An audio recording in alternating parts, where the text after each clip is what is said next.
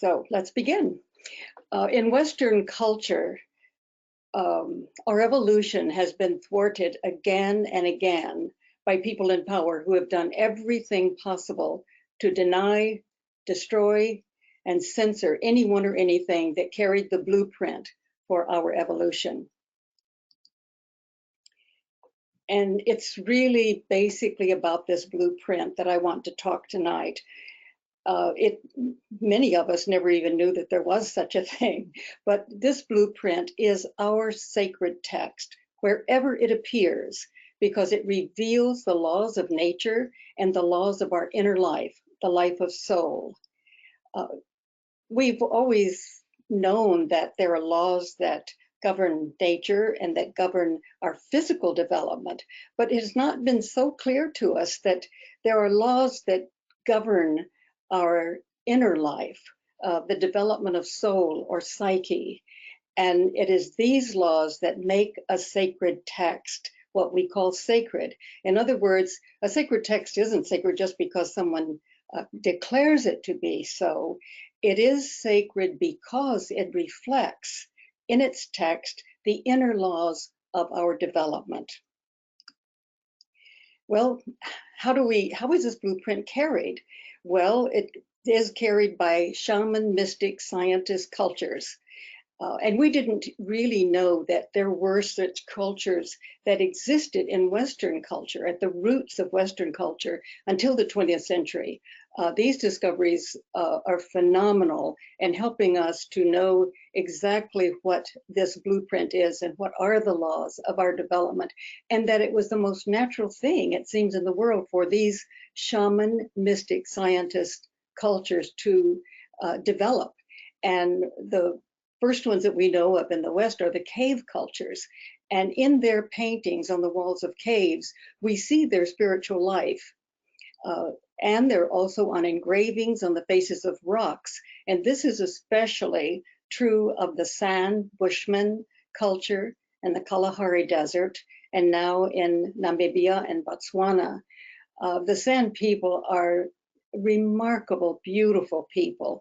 And they actually may have been earlier than the cave cultures, but just the artifacts that we have date this cave cultures as a little bit earlier. But it could have started in Africa and moved up to Western Europe, which goes all the way to Central Asia. But the engravings on these rocks and the San Bushmen have told us actually what they mean, and they really do reflect their journeys into the spirit world. Now, we don't have the kind of material that would tell us exactly what was going on in the paintings of the caves, but because the San Bushmen still in the late 1800s were existing and doing their rituals, they told people who were there to study them that they were part of the engravings and they knew what they were about. So this is a wonderful thing. By having this ethnographic material, we can understand the same things that appear in the caves. But this blueprint is also carried in dances, in music and rituals and chants. We don't think of a dance as having a particular structure that can reveal the laws of our inner nature. But if you've been to Crete, you've probably seen the spiral dance danced. And that is one of the most ancient rituals of our ancestors, of the ancient world. And I will talk a little bit about what that structure reveals about the blueprint a little bit later. Music can awaken these principles. And writing and painting on the walls of pyramids, we did not know until the 20th century that the painting and the writing on the walls of the pyramids actually were maps, you might say, into the visionary life and into the journey to death, and a tremendous advancement and transformation of consciousness. There is a book that came out just in the last century. I almost passed out when I saw it in the bookstore because it was about the shamanic text of the pyramids. No one ever said that before. Also, there are megalithic monuments These monuments are huge. I'm sure that most of you have seen these, and I'll have some pictures of them in a minute. But when I was younger, I thought, well, these cyclopean walls, these megalithic monuments were in Troy. I had studied that. But I was so amazed, and I think everyone has been amazed to realize that these megalithic monuments are absolutely incredible, and they are all over the world. And the builders, they're called actually the builders, and it is known that these people who were called the builders were initiates into the Egyptian mysteries of life and death. They were very significant visionaries. And of course, they understood the equinoxes and solstices, and their monuments reflect that. Sacred architecture, cathedrals and other temples in the past, not here in our country, but in the past, they were actually geometrically designed to not only reflect these laws of the inner life, but to trigger our movement into a higher consciousness. And of course, stories and histories carry this blueprint. Let me get back there. Just a second, I went too far. I taught for a quarter of a century myths, fairy tales, dreams, visions, and it was so exciting. The students were wonderful. We just discovered so many patterns in looking at these texts, and it was just a very, very exciting class. And still, sometimes I run into my students and they still talk about how exciting it was to realize these patterns. And they have been written down or on papyrus, paper, or later passed down orally from one generation to the next. And it's very interesting because so much of those texts that carried our blueprint have been censored, but fairy tales are just thought of as insignificant tales. And that's one reason that we have them, I think, that they were censored. Well, we all have the potential to experience a higher and vaster consciousness than we need in everyday life. And that certainly is what this blueprint tells us, that there is a higher consciousness and that all of us are part of it. Henry Bergson said, we are all potentially mind at large. And he also pointed out that the function of the brain is mainly to limit our access to this universal mind so that we can function on a daily basis and not be confused. Universal mind, of which, if we can just imagine ourselves, all of us in universal mind, we are all, we want to use the metaphor of the Big Bang, we are all the stuff of the Big Bang, and we all become creatively individual creations, you might say, but we are all universal mind. And that has to be funneled through the reducing valve of the brain so that we can live in time and space on a daily basis. Well, when our ancestors around the world figured this out, and they figured that out by about 40,000 BCE, they created techniques to trigger their ability to experience universal mind or cosmic consciousness. Now, it's very interesting that how this happened all around the world. The shamanic culture began around 40,000 BCE around the world. It's as though when a few had probably had spontaneous experiences, then it started happening around the world. So if something's spontaneous, you know, you experience it, you want to experience it again, they develop techniques. This is the tragedy of our culture, is that these techniques were destroyed and censored so that many organized religions today do not have techniques for us to step into universal mind. But that was always a function of religion before. What did I do? Oh, goodness. Well, we'll get to it. Okay. Well, what are some of those techniques? There's the San do strenuous dancing and singing and repetitive sounds, drumming, chanting, clapping, and they go for hours and hours and hours. And these repetitive sounds actually sort of trigger them into an altered state of consciousness. And among the San, I think about 1/3 of the women are shamans and 2/3 of the men. It's a way of life.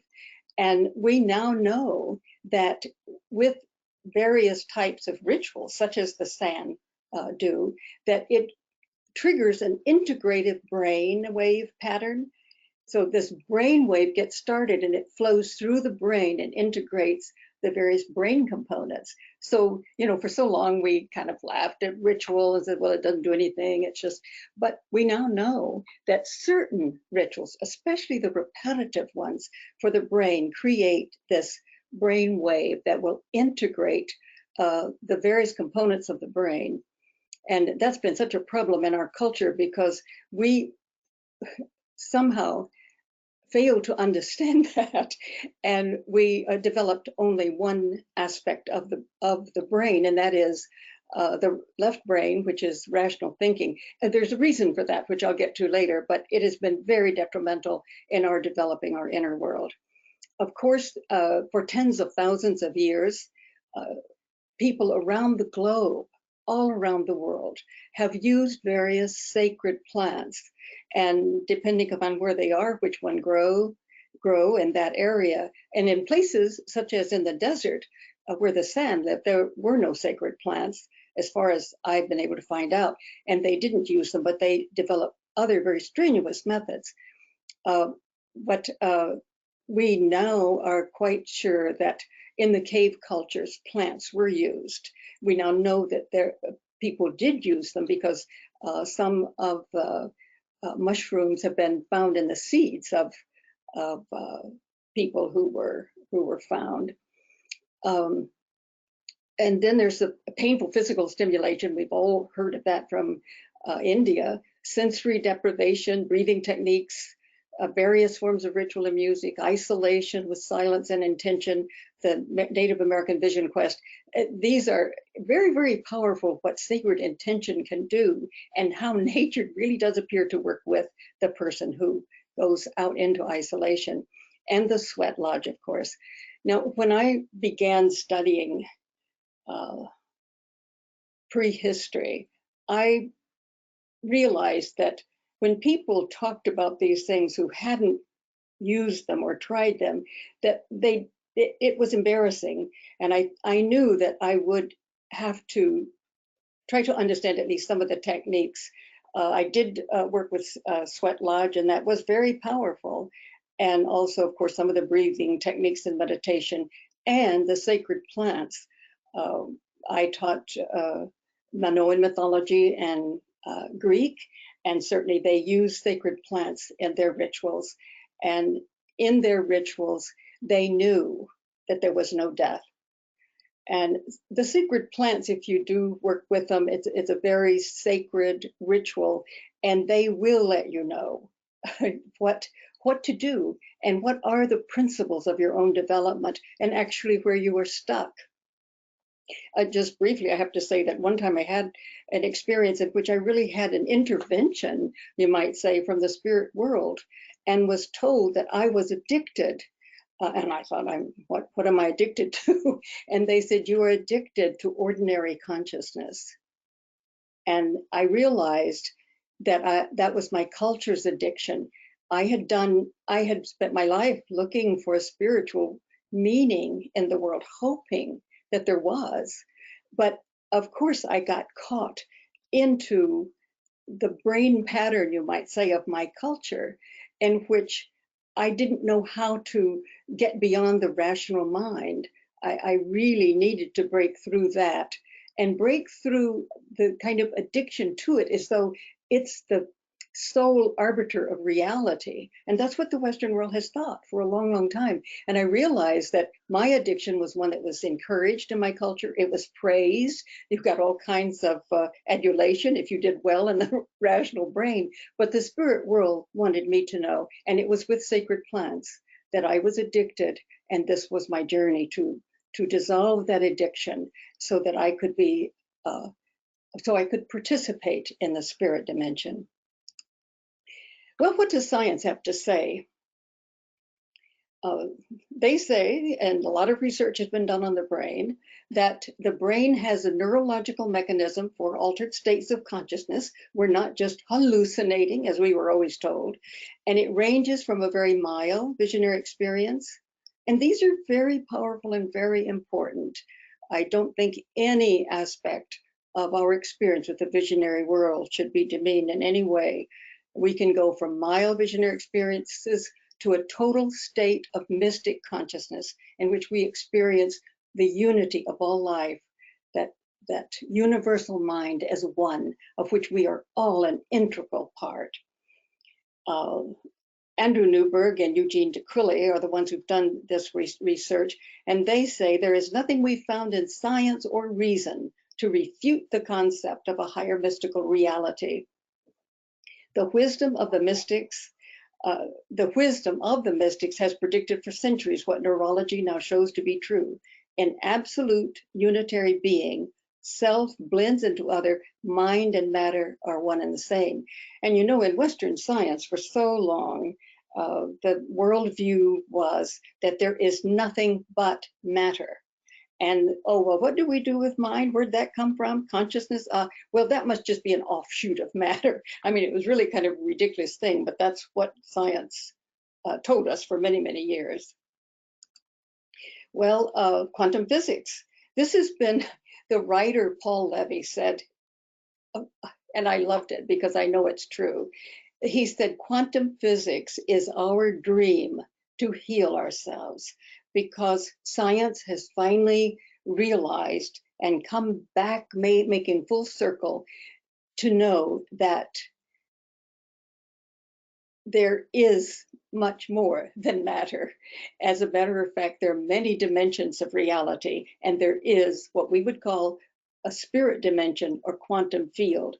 And in the book, The Merchants, I give descriptions by mystics of the quantum field, and then descriptions by scientists, and you know it's the same. It's a very, very interesting thing that science was censored in 1620, and it could do nothing but study the physical world. So I don't blame scientists. They were actually censored by the church and could not study the physical world. So they finally came to the conclusion there was nothing but matter. But now they've come full circle, and they know that it is the eternal sea of consciousness that creates the universe. It is consciousness, not matter, that is the ground of all being. And I, like Fred Allensworth, I've always loved this statement: matter is how spirit appears in the physical universe. It's all spirit, you might say, and the physical world is just more coagulated in a sense, but no difference between mind and matter. We also know through scientific research now that the heart is the fifth brain component, and it is the very center of the blueprint, center of the brain. Many meditations are centered in the heart, and all of the ancient shaman mystic scientist traditions knew that the heart was the center. And so now science is confirming that. And it's so much more powerful than any of the other brain components. Its electromagnetic field is 50 to 60 times stronger. It gives more, and this I love this from heart math research, it gives more information to the brain than the brain gives to the heart. Its magnetic field is 100 times stronger than the brain, and it has a depth of feeling and emotion. Brain researchers now know that how we feel about an experience is one way of knowing whether it is true or not. Feeling is a way of knowing. And you know, in the past, we just so disregarded feeling. You know, the old saying of just give me the facts, I don't care how you feel. But the Egyptian culture knew that evolution cannot continue. It cannot unfold if we do not have that depth of feeling and love that is in the heart center. It is actually our organ of soul, and it connects us to spirit. It opens us up to the spirit dimension. And I think that the meditations through the heart center, heart math, They are very powerful meditations when you really focus on your heart and just feel that heart. It has such a huge field. You can feel a connection to other dimensions. And it's very interesting that if we are close to someone or by someone, the heart will start to maintain the same rhythm as the one next to us. It's kind of interesting when you think about it that when we hug each other, the hearts touch and they synchronize. Well, those people in our past who became very good at using the techniques that they had developed for themselves were, and for themselves and the community, were called shamans. They really wanted all of the community to experience what they knew how to do. And the caves were wonderful structures, you might say, for that, because it's very labyrinthine, crawling in and low, and it changes your mental attitude. So I'm sure that that had a lot to do with it, the labyrinthine structure of the caves.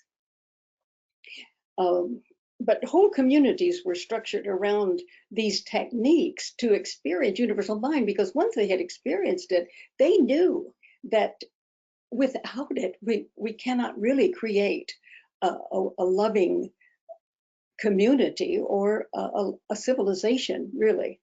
In fact, I think that what we need so profoundly is a connection to ourselves, to universal mind, so that we will create ways and art and communities so that our children can know from early on who they are and what they're really capable of. So the cave cultures, I've already talked about 40,000 to about 10,000. And even though perhaps you've been in the caves or you've seen the paintings, art is that which it's always important to experience again, because when you look at it, you get the feeling. This is in Lascaux, probably around 20,000 BCE. But every time I look at these pictures, and I don't have a lot of them, because you always have to get copyright and the right to use them, and I thank Kim for helping me do that. But these are just exquisite, moving, vital creatures. Again, and now now this is in Lascaux too, and this is a part of the text in which we know that the cave cultures experienced altered states of consciousness. All of the symbols are there for the shaman. The bird on the staff, he's about ready to take flight into another dimension. Erect penis is a symbol of an altered state of consciousness. And there's the bison who has been killed. You see the entrails coming out. And we know this from the sand, that there was the belief that with the death of the animal, who was so profoundly revered, in fact, people felt that the animal had a consciousness beyond theirs, that that bison was giving the gift to the shaman to step into the spirit world, giving him the energy to do that. Now, here, the hands are really kind of an interesting thing. The wall was not seen as just a flat surface to paint on. What they felt they were doing is that the other dimension, spirit dimension, was right behind the wall, and by painting it on the wall, they allowed that animal to come through into time and space. And also with the hands of touching it, it meant that we were touching the spirit. We were making contact with it. By the way, it was over 20,000 years of a peaceful community that the cave cultures established, and probably 27,000 for the sand. Now, this is a sand painting, and you can see a very typical image of an altered state, part animal and part human. And this one I think is a beautiful, this is a sand painting, and you see what looks like maybe arrows going toward the person or sticking in the person. Now, this exists in the caves. They call them the wounded man, and no one knew what that meant. Why were they being tortured? What was going on? Well, I think the San have cleared that up for us, because they are able, the San elders, the shamans, are able to um, dance themselves, as I said before, into cosmic consciousness. And they do it as a community. When someone told them that in the East, people sit in silence and in meditation alone to go into a higher state of consciousness, they felt so sad and couldn't imagine that someone would want to do that alone. It was a communal thing. And this is also so interesting to me, is that they could um, create energy arrows. They're not physical arrows, but in a way they are in another density, but they could create the arrows and they would throw them at someone. And that person then, that cosmic energy, that consciousness within them would begin to awaken, so they could actually pass this consciousness on, ignite it in another person. There was a person, Bradford Keeney, who was playing music, piano music, and this music opened him up so profoundly that he had this flowing love coming from the heart and the vision of a consciousness that was so beyond anything he could ever imagine.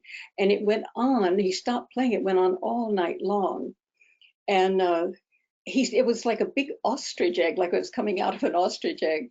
But it's kind of scared him because he didn't know what he didn't know how to respond to it.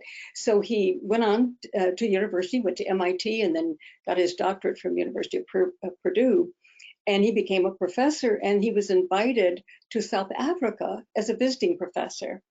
And 2 weeks before he was to go, he had a dream in which he was actually shown a map of where he was to go, and he saw Bushmen there. And so he thought he would definitely do that when he got there. So he arranged his trip once he got there. And when he was crossing the desert, the Kalahari, he saw these Bushmen running toward him. And they said, "Welcome home. We've been waiting for you." And they told him about the ostrich, that they see this cosmic consciousness symbolizes an ostrich egg. Well, Bradford Keeney stayed there with the San, or he went back and forth for over 20 years. And he believes, as they believe, that they are the oldest people on the planet, and that it's a real origin of living in and knowing how to go into, I should say, cosmic consciousness. And he's done a lot of work of collecting material from them. And also they dictated to him their sacred texts. So we have that now too, in which they tell us, and these are, they say 60,000 years BCE, they believe, since that time. But let me just stop here too and mention a Canadian, really, who had an experience of cosmic consciousness. He was old Walt Whitman's doctor, Richard Maurice Buck. And he had spent the evening with friends talking about poetry, Whitman, Keats, Shelley, and Whitman. And he was very inspired by it. And on the way home in the carriage, he looked ahead and he saw that the city was on fire. And then he realized it's not the city, that the light was in him. And during that experience, he said it was like nothing he had ever experienced in his life, that he didn't know whether it was a few seconds or a few minutes, but that he knew during that experience that the heart of the universe is love, and that there is no death. It was so clear that he never feared it again, that we are all immortal, eternal, and that there would be a time when all of us would live in this state of consciousness.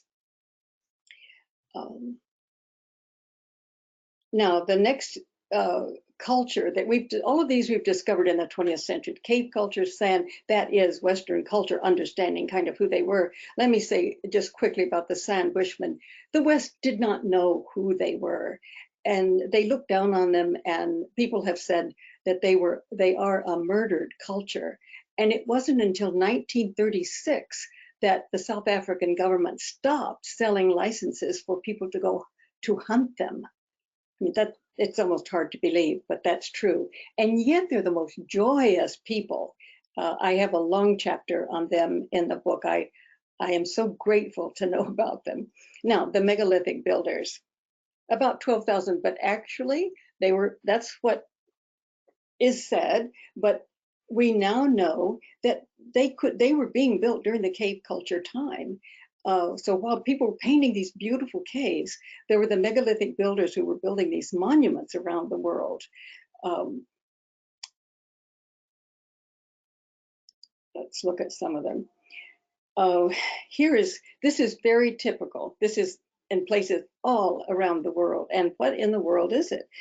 I mean, how in the world they got the stone there, we don't know either, but people think that their science was probably a science of resonance, that they may well have moved these great stones through resonance. We don't really know yet. But this stone is a sacred object. It is deeply rooted in the earth, and it is pointing toward the cosmos.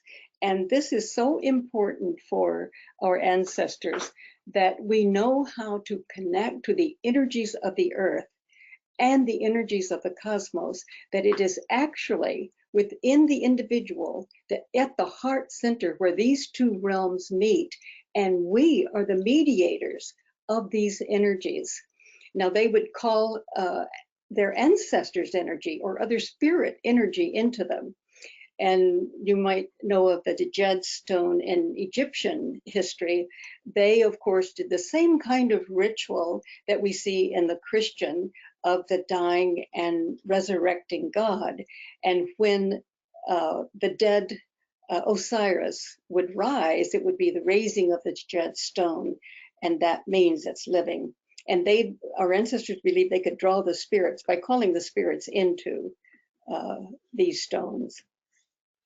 Scholars used to laugh at that, but I'm not inclined to laugh anymore. And here, Sacsayhuaman in Peru, there are many, many structures in Peru like that. We can't trust the age that we give these monuments, but inside there's writing that has been found that they think is 30,000 years old. Now, this is also a megalithic structure, the pyramids, and just magnificent structures that are so mathematically accurate. And for so long, we thought they were only in Egypt, but now we know that pyramids are all over the globe. They're all around the earth. And this is Kalanish circles. We don't entirely know what was going on, but there's something. The stones were chosen in a certain way for certain qualities, certain energies and circles. In UK alone, there are 1,000 such circles. They all had to do, however, with knowing the energies of the cosmos and the earth and helping them to be harmoniously working together. And this, of course, Stonehenge is so beautiful. We see the sun coming through. It's just absolutely beautiful picture. And we see how magnificent Stonehenge must have been. But now in Göbekli Tepe, there is a structure, well, a vast number of structures that have been found that are 6,000 years older than Stonehenge. Stonehenge is about 3,000. And it may be 30 times larger. So something profound was going on around the world. And these people they knew geometry. In fact, it was from this tradition that we have math at all. These traditions, when they were censored, went underground. And it was from those traditions that we actually got science and mathematics.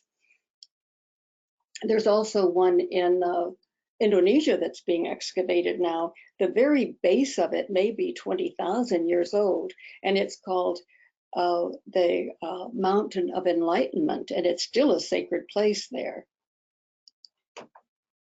Now, what are the other cultures? We've mentioned the cave cultures, the San, and the megalithic. The old Europe and Crete, I won't have time to say much about these, except all of these cultures that I'm talking about are cultures that are shaman, mystic, and in some cases, scientist cultures. I was so excited when I found out about the old European culture. which was actually understood best of all by Maria Gimbutas, who's an archaeologist at UCLA. And I spent a lot of time teaching. There's probably 500,000 artifacts that have been found. And so their text, they don't have a written text, but their text can be read through the artifacts. And it's a very joyful world, very much centered in heart culture. And their major ritual, which you see everywhere, well, you see it all over from the beginning, is the labyrinth. And in the labyrinth, there was that sense of going deep, circling deep into oneself. And I'll say a little bit more about that in a minute. Egypt, we now know that Egypt was highly developed, that there was a kind of universal science, they thought of it in that way, and that each temple was a chapter in that science. One temple, for example, is a temple of man, which is a temple of a man who has achieved cosmic consciousness. And we just didn't know these things. Egyptologists call them barbarians, but because we had not experienced these things, we couldn't see it in the cultures that did. And I think one of the things that will help us to survive the crises that we are going through is the knowledge that has come to us miraculously in the 20th century through various scholars of these cultures that were profoundly spiritual, had techniques for us experiencing our vast and deeper reality. The Jewish First Temple now, we are told, Margaret Barker, wonderful scholar, with the texts that have also been found, that were not found until the 20th century, we're able to know that that first temple was a shaman mystic tradition. And that it continued, that when that was destroyed in 621, it was terrible. The feminine dimension existed in Jewish tradition. It was the male and the female created the universe together. But at 621, she was destroyed. All of her images were destroyed. All of her sacred groves were burned.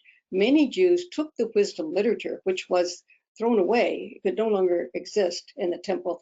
They took it to Egypt, and it does exist as Apocrypha and in other texts, some of it.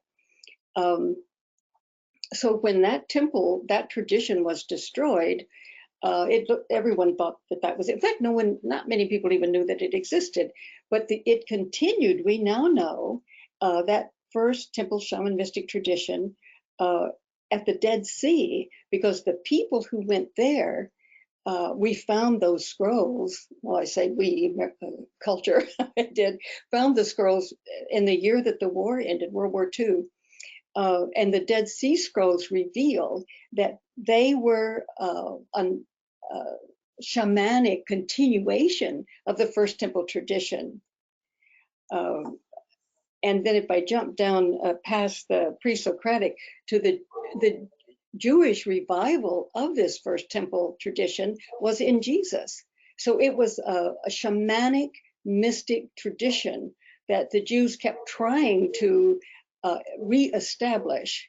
And of course, once so much changed in the teachings of Christianity, of course, the Jews released it, but Jesus taught a secret tradition. We know that that tradition was taught for 300 years, and it was pre-Christian. It carried the blueprint for our evolution, and we know that from the Nag Hammadi texts, which were also found in the year that World War II ended in Upper Egypt. So it's interesting, isn't it, that people at the Dead Sea, the Essenes, did not like what was going on in the Second Temple. They said they carry the true covenant of Israel, and that true covenant was an attempt to carry those principles of our blueprint of who we are in terms of universal mind, and that we can have techniques to trigger into it, and then we have ways of learning how to maintain the knowledge and the wisdom that we gain from it. Now, jumping back up to 8, the pre-Socratic Anatolian Greek shaman mystic scientists. This is amazing. Peter Kingsley has done this work, and it's absolutely amazing work. That when I studied whatever I studied about Greek culture and the mystery school and so forth, I could never find anything about shamans. Well, Peter Kingsley has realized that the whole shamanic culture stretched all the way from Spain into Central Asia. And in Anatolia, on the coast of Anatolia, Turkey, these pre-Socratic philosophers, I just studied them as philosophers, thinking of them as rational people. They were very profound shamans and healers, mystics, scientists, ambassadors, and they, Pythagoras and also Parmenides, actually taught Plato. They were truly the ones who created all of the science and rationality that Plato is given credit for. Really, it comes from these pre-Socratic philosophers. And Plato, unfortunately, did not present them well. It kind of he did not really present the deep mystic healing aspect of that culture. So it was somewhat lost in terms of people knowing about it. But because of Peter, we now know that it was 500 years until the birth of Christ, and it continued. It had to go south into Egypt when the Roman Church became a censor of everything other than what it was itself. So they went into southern Egypt and then over into Baghdad and then into Persia. But by the Middle Ages, when there is a Renaissance, they come back to Europe. But we didn't know anything about that. And that's a very, very profound group of people. Now, I had said about the labyrinth that it was a very ancient ritual, and it appears everywhere and engraved everywhere. And this is what that text tells us, that we go round and round and round until we come to the center of our deepest selves. And there we confront the divine, the cosmic mind, the Christ, not as other, but as self. And that basically, if one wanted to sum up the principle of the sacred text, it is that. But of course, it is so much more. Well, a major point I want to make is that we lost that blueprint in many ways, pretty much so, because of the suppression by and repression by the Roman Church and the Habsburg state from the 4th century. Once Christianity became the dominant religion, then it was impossible to own a book that the church didn't approve of. The church burned Gnostic texts, Jewish texts, Arabic texts. It killed, truly murdered men, women, and children for centuries and destroyed whole cultures, temples, sanctuaries, mystery schools. This is what happened. And yet, that wasn't the first wave of repression. The Deuteronomist in 621, remember I said that the first temple tradition was destroyed in 621 by the Deuteronomists. No one quite knows who they are, but they wrote themselves into history by getting rid of the feminine dimension of the divine, direct inner experience. And they wrote much of the Pentateuch, or the Old Testament. And I'll get to the stories there, because those stories show exactly how the blueprint was repressed. But I have here that science repressed the blueprint, and it did. But I don't want to blame the scientists, because as I said before, in 1620, Europe was just on fire with Renaissance. I mean, scientists, mathematics, engineering, and studies of consciousness from London to Heidelberg, all the way into Czechoslovakia and the old empire of Rudolf. It was such an exciting period. But when the church got wind of what was really going on, they destroyed almost everything. And after that destruction, the scientists sort of tucked tail and went back to their home, wherever it was. And they knew that they could not study consciousness as they had been doing if they wanted to live. And so science was censored to only study the physical world. And it's ironic, isn't it, that it was the church that prevented science from studying the blueprint of our inner spiritual development. But as I said, that's come full circle now because scientists have discovered quantum physics. Okay, this is the tree of life is told by Genesis, and everybody knows it. God forbids Adam and Eve from eating from the tree of life. They do, of course, and God curses the serpent who is there and the soil, punishes Eve, punishes Adam, and then he says they will die. That, in fact, they were told that if they eat of it, they will die. Here, I'm back there. Which is exactly the opposite, of course, of what is true. But he condemns them to death and to dust. I'm so amazed when I still hear rituals that say from dust to dust. It's a dreadful thing. And God exiles them both from the garden of life, so they cannot become immortal. So what we see here, this is what we call the inverted myth. And when cultures want to gain control over people, they invert the myth so that we get a view of ourselves that is so powerless.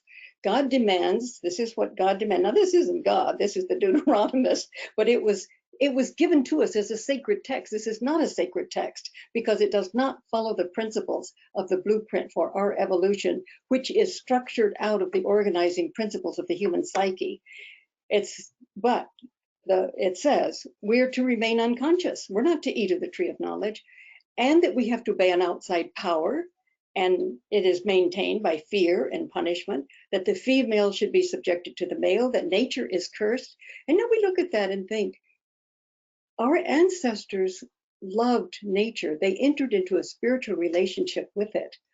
And we grew up with this story of nature being cursed. Even the description of putting nature on the rack to torture her secrets out of her shows the relationship that early science, as some had. And we are now going to have to change that relationship, and not just to save ourselves, but to understand those laws that work in nature, because there's same laws that work in us, and we are to be united with them. And also, God says that we should die, return to dust, and that we should not be like gods. Okay, this is the real mythic pattern, and you can download these because I think it's just a perfect example of what has happened throughout the world, is that when people want control or they don't understand, then they invert the pattern and try to make us feel as though we're nothing. But the real myth is we're not to remain conscious. Life is a process of becoming conscious. We don't look to an outside power. We seek an inner knowledge so we make our own choices. Instead of male dominance, the pattern is that male and female are equal partners, just as that was true in early Jewish mythology. Instead of perceiving nature as cursed, it's sacred. And instead of perceiving ourselves as beings who die, we are eternal. And instead of perceiving ourselves as inferior beings, we are initiated into the knowledge that we are immortal, divine, and creative. Now, this is the pattern. We are immortal. There is no death. Consciousness continues. And now quantum physics will tell us the same thing. And we are divine. We're part of the divine explosion into creativity in time and space. We are creative. I've had several experiences of our creativity. Once I was back at Machu Picchu, and I saw my dead body on a gurney, and spirits were pushing it toward the Huayna Picchu, and I thought, oh great, I'm going to go to Huayna Picchu, and inside this great spirits I will be initiated. I will learn. And then as soon as they pushed me right up to the mountain, they stopped. And then suddenly everything opened in that way that the creative mind has of doing, in which suddenly you know that you are the mountain, you are the ancient ones within, you are everything, and you are divine, you're eternal, and you are creative. Another time when I must have been kind of forgetting that, I had a grandmother, great image of the divine feminine, come to me and wake me up and sing to me. And she sang a song, just saying the words, "You are the creators," meaning us, the human species. "Create your worlds to keep me well." That was so powerful to me to realize that we can't, if we crawl around like we're nothing, the world will die. It's our role to create, to keep creation alive, just as every aspect of nature must do the same. So I knew I needed to step up. Well, the inversion of the tree then is it's denied, not you can't do it, you're punished, and it's death. And the real myth is it's a sacred gift. It's an initiation, and we know who we are, that we are immortal, not that we are going to die because we eat of the tree. Okay, this is 2500. It's Sumerian, and it's very clear, isn't it? To the left is the feminine divine with the serpent behind. And we have to keep in mind with the tree and the serpent and the feminine, we're always together because the serpent is the Kundalini energy which rises when you eat of the tree of life. Both the male god with the horns, they are saying, here's the fruit, eat it. It's not denied. The mythic pattern is not to deny it. See, I'm having something's not going away. Oh, there it is. Okay, thank you, Kim. This is Egyptian. There's no way to think of the tree without the feminine, and she is feeding the soul. And here, very clear, what the tree is. It nourishes. Here again, and here again. And here is an initiation that all women, the sacred tree, the fruit, and the women are handing it to the initiate to the left. Now, the Jesus story to the Roman Church was inverted because in the Nag Hammadi text, which gives us the story of a Jesus that follows the blueprint, we know that is a very important text, these Nag Hammadi texts, because they follow the principles, the organizing principles of the soul, of the psyche, of the blueprint. And in the Nag Hammadi text, this Jesus does not die for our sins. And he says experience is much more important than belief. And becoming Christ is more important than following. For example, I see that I'm running a little bit out of time, so I won't read these, but he makes it very clear, I am not your master. Because you have drunk, you've become intoxicated from the bubbling spring which I have measured out. But if you drink from my mouth, you will become like me. I myself shall become he, and the things that are hidden will be revealed to him. And in other places, he said, you are the light. We all come from a place of light. And in these Nag Hammadi texts, Jesus teaches that the problem is not sin. It's not knowing. That's the problem. It's that we don't know. We've fallen asleep and we've forgotten who we are. Now, all of this was existing in the ancient world. These are the roots of who we are, but it was censored, repressed, and suppressed so that we didn't even know that this had existed. But it did exist, and it went underground. The Egyptian Hermetic arts we now know did exist, the Jewish Kabbalah, alchemy, Gnosticism, and the Christianity that Jesus taught, the hidden tradition, did maintain itself as mystic Christianity, or today it's contemplative Christianity. And the beautiful thing about the renaissance of this knowledge, which I'll talk about in a minute, is that it just blossomed full bloom, you might say, in the High Middle Ages, especially at Chartres, where they actually worked on achieving cosmic consciousness. And all of these beautiful blueprints came together. But I perhaps another time can do that. But it's quite a story in and of itself. Now, these underground traditions have emerged in our time, but they also emerged 700 years after the church censored everything, and all of the destruction took place, the killing and the burning, and it was 700 years later, and the actual blueprint, you might say, the beauty of Christianity and the Jewish shaman mystic tradition, and all of those traditions blossomed. In fact, all of them came together. The alchemical, the Jewish, the Gnostic, the Persian. It was an amazing, amazing story that we now know. It came in the Italian Renaissance, Rosicrucian, and German and Romantic period, and it's back today.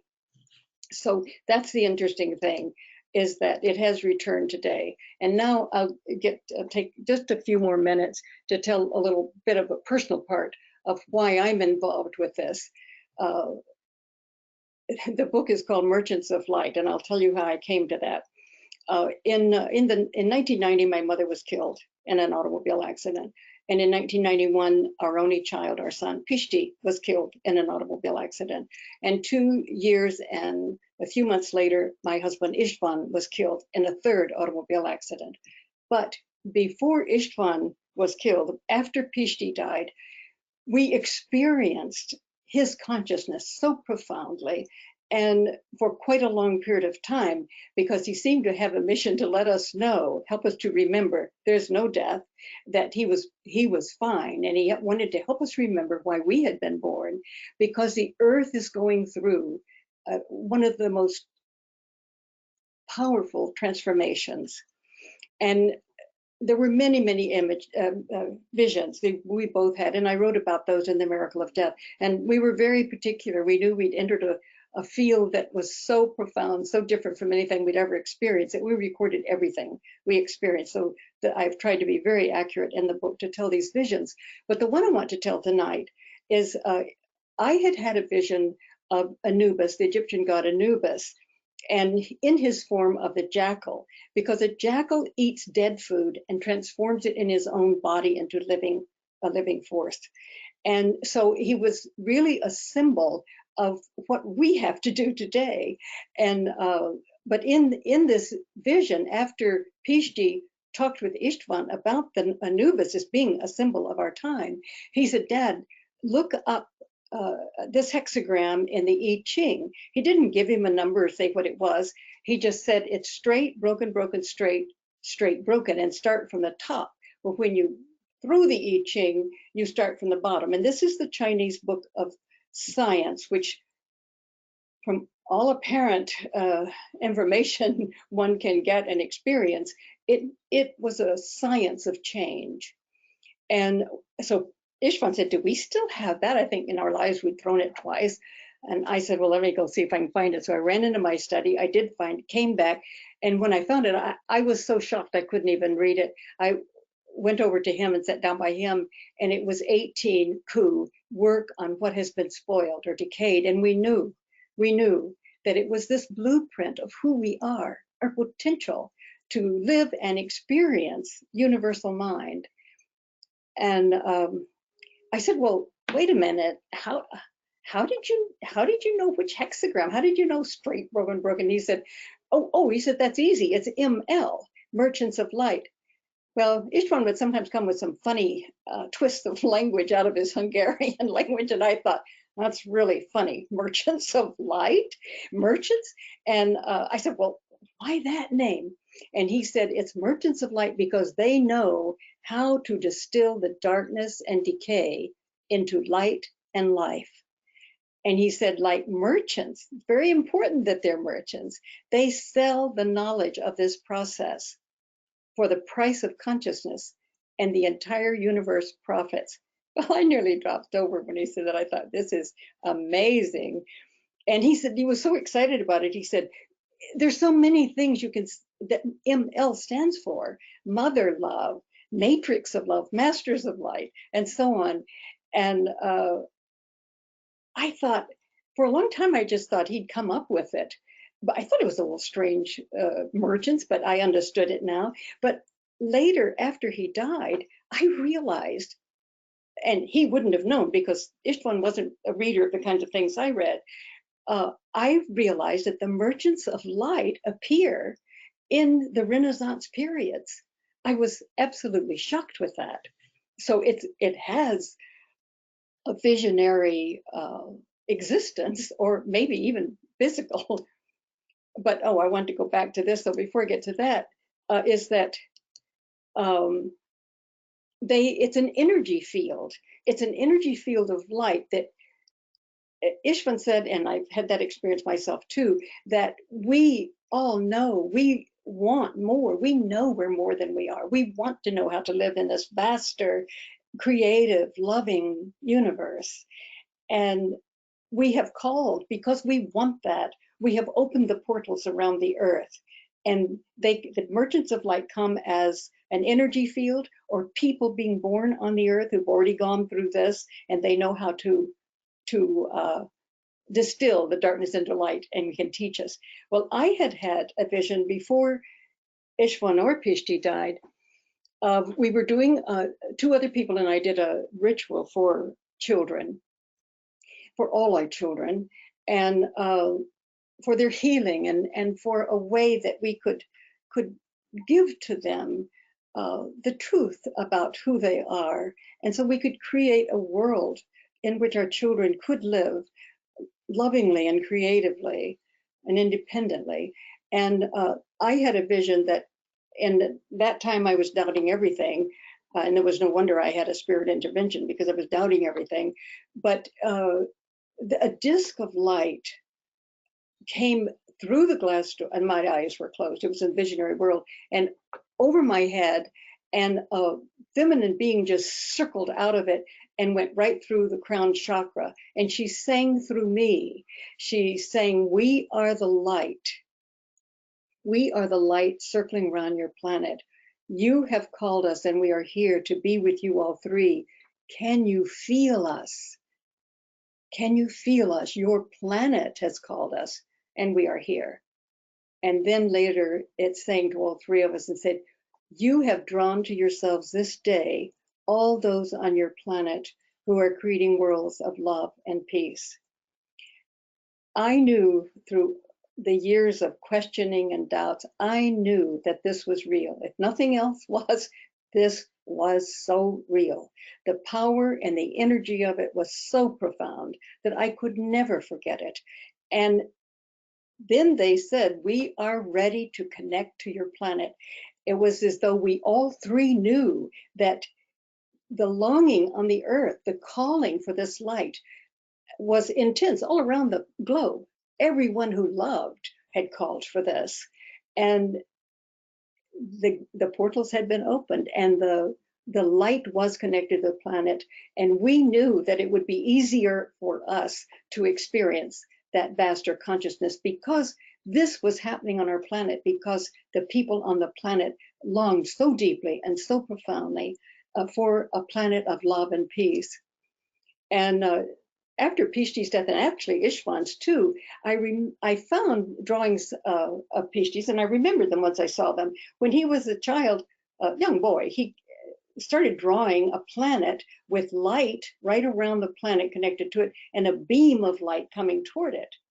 And I don't know that Ishvan ever saw them or knew about them, but after Pishti's death, Ishvan had a vision in which Pishti said, we are certain, we are quite sure at least, that we can connect this beam of light to the planet. And then the day after his memorial, I had a vision of a spiral of souls spiraling around and coming down and being born all over the earth. And I knew that they had come. They held this higher consciousness, and we had called them, and they were here. And I'll never forget the statement that was chanting, but they said, "Our brothers and sisters on the earth are dreaming a terrible dream." And that terrible dream, of course, we were dreaming because we lost that deep and profound knowledge of the soul, of who we really are. It was interesting that later I read that Patricia Cotto-Robles' son had the same vision, a spiral of light beings. He said when he's a little boy, Mom, this is a very special time, and there are thousands of light beings being born on earth who are going to help all of us. I saw them. They are descending from the higher realms, and when they reach the earth, they're going to be born as babies all over the world. And then Peter Donov, not sure I'm getting that right, Donov, he was very much like a Christ figure. He really did live in cosmic consciousness. He was in Bulgaria, and I met a person who learned Bulgarian simply to translate his work. But he's still celebrated, and the dances are done in the high mountains in Bulgaria. But he said, I came to sow the seeds of a new culture of love into a world that has decayed.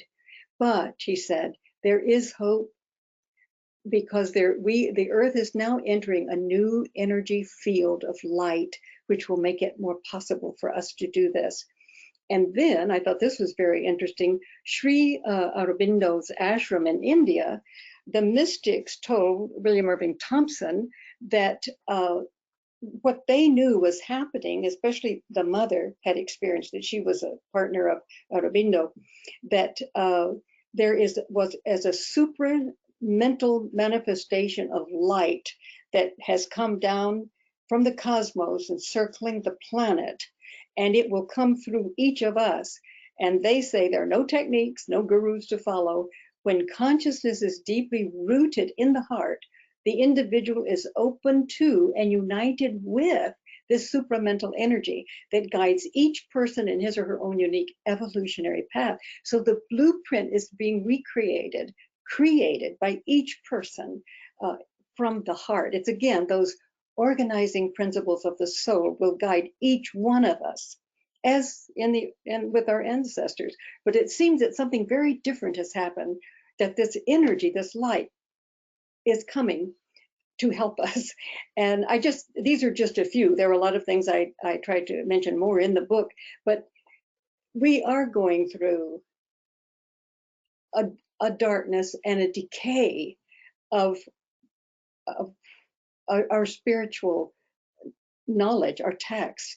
But everything, I think, is happening. The discovery of our roots in these shaman mystic texts, and the texts themselves, and the new science of quantum physics, and the new work in the brain and the heart. And now I think so many people are experiencing this in the visionary world of light, and that a light beings and a light energy field that can move through us and reorganize us. I mean, it's the organizing principle. You know how it works with a caterpillar. It just is very interesting. There's an organizing field that moves through it and transforms that caterpillar into a butterfly. And I think that's what we're going through. And we're seeing from many, many different sources that the universe is here to help us because we have asked and we are ready. And that's why I think this is the fifth renaissance of this wisdom. And I think that there are so many indications that we can survive and save our planet and ourselves and our children.